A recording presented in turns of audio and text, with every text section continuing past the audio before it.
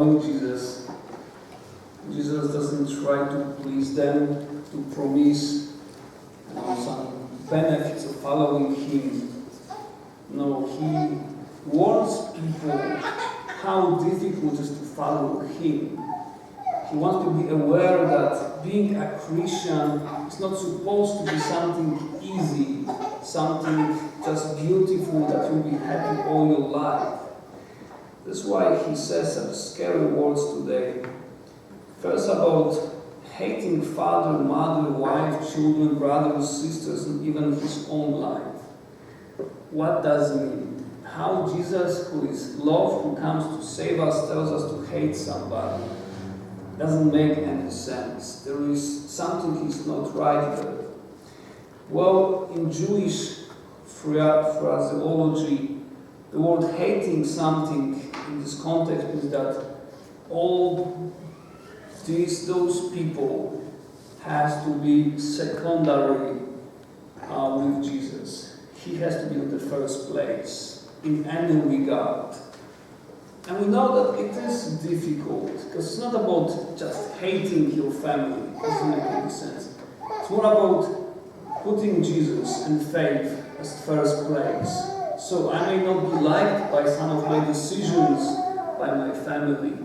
I may not have the best job because of faith in Jesus, because of the choices I'm making. I may be laughed at because of my devotion to Jesus, the relation with Him, and the time I'm spending in prayer and talking to others.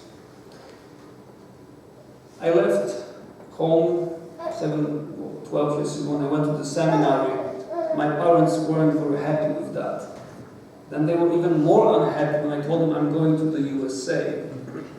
Jesus was first. But now I see what is even more difficult is to still have the right word to my brothers. Say something when something is not going right. Still be the witness. Still not be ashamed of my faith. And it's even more challenging than just going to another part of the world. Just being present to faith and not being ashamed of my beliefs. It's difficult. Then Jesus says about carrying the cross.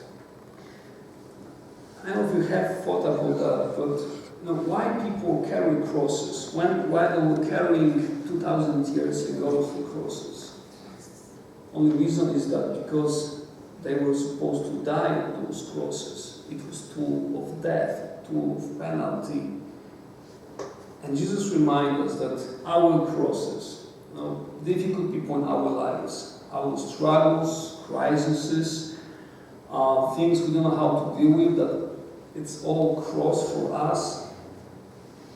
It's not only, we are not there asking Him only to help us to solve all the problems, to make our lives working better, more successful. These crosses, whatever they are the places where we need to die there in different ways. Going to lose our will there, going to let others laugh at us, be better than we, be wiser than we. It's the places where we need to lose for Christ. When we forgive those who still offend us, and reach those who may say not deserve our worth and presence. When we're trying to be somebody better, it doesn't work. It's a place where we are dying because it hurts us. But even more, cross is a tool that you have to make decision to take cross and carry it. It doesn't just happen that you carry the cross.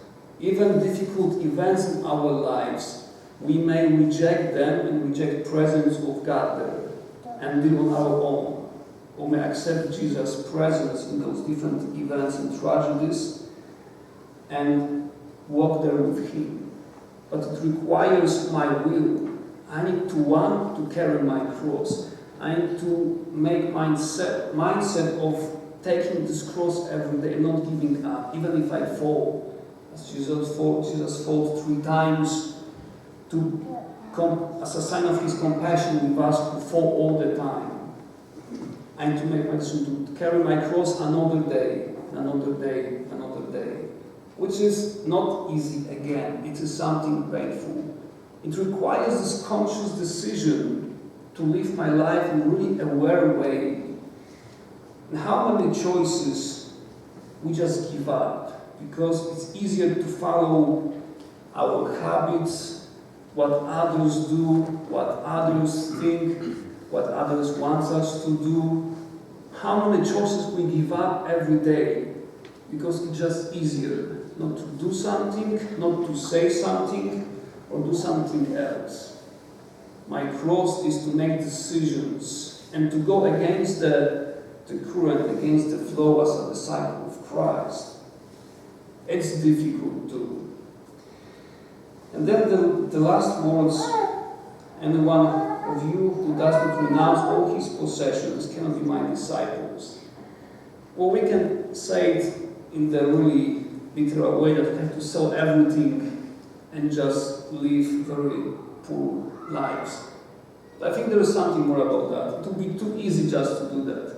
It's much more difficult to live our lives having what we have and having kind of balance in what we have and how much we share for others, for those who don't have enough. The words, we need to live simple lives so others can simply live. This is all that we can really think about. We need to live simple lives so others can simply live. I am first one who is guilty of not living my simple life. All the different toys I have, things I still find kind of amuse my hobbies, and I don't really need it. I should really have much more simple life. And I'm trying. It doesn't really work well yet. I'm trying. And even to make it more funny, well, not funny for me, just a few days ago I bought little LED set lights to my little Kia, and like the floor lights on the floor and something cool. And I feel like I don't really need it. This is so stupid. You know? I should give those $35 to the poor box or for the candles, not to buy this. It's like I know how I want to live my life, but how I live it is much different way. And when I was buying this set, I should think like I don't really need it. I just follow the emotions. It would be nice to have some little blue lights in my car. Cool. Yeah. This is not intentionality there. It's like flowing by the passions, desires that are really contrary to the gospel. We can ask ourselves, well, Jesus doesn't try to really sell anything here. He kind of discourages us from following him. Like it's very difficult to be my disciple. It's the most difficult thing in the world to be my disciple. So why he really wants us to be his disciples if it's so difficult, so painful, so much struggles there to live the right way of life? I'm coming to the conclusion that it's all because living the life of disciple, who really intentionally lives every day, makes those struggles, battles, loses, get up, go to confession, and fights and prays, is the best way of living our lives. It's a fullness of life. When we don't let our lives just slip on the hill with what is easy, but follow him, not only in the big thing, but also in those little small daily struggles.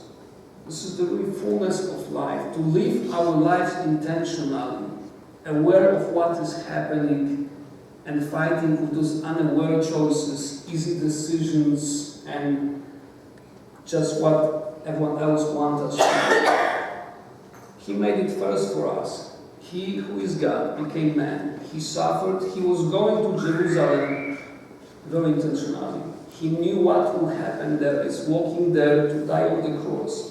Is walking every day towards a direction. He makes his life very intentional. And all makes sense. Our intentionality in dying in our crosses, because he died first and he is risen. He won over death. He is the winner, the ruler of the world. And if I'm fighting my life also, fighting a good battle with all my strength, I belong to him. It's not easy life, yes. It's much easier to live our life just putting the gospel on the side. Just even going to the church once a week doesn't make us his disciples. What makes us disciples is what is in the heart. And taking really seriously him every day and trying to really follow him in a really radical way, which is not easy. And today, Saint Mother Teresa, she didn't have an easy life. Since she decided to follow Christ, to go to India, to Calcutta, to start taking care of those about whom nobody cared, she began to experience dark night in her life. She didn't feel presence of God. She thought that she's abandoned, that God doesn't love her, that she's just left alone. And for many years, she was coming for prayer for 3 hours of adoration. She was coming to those left alone people and taking care of them without having any consolation from God.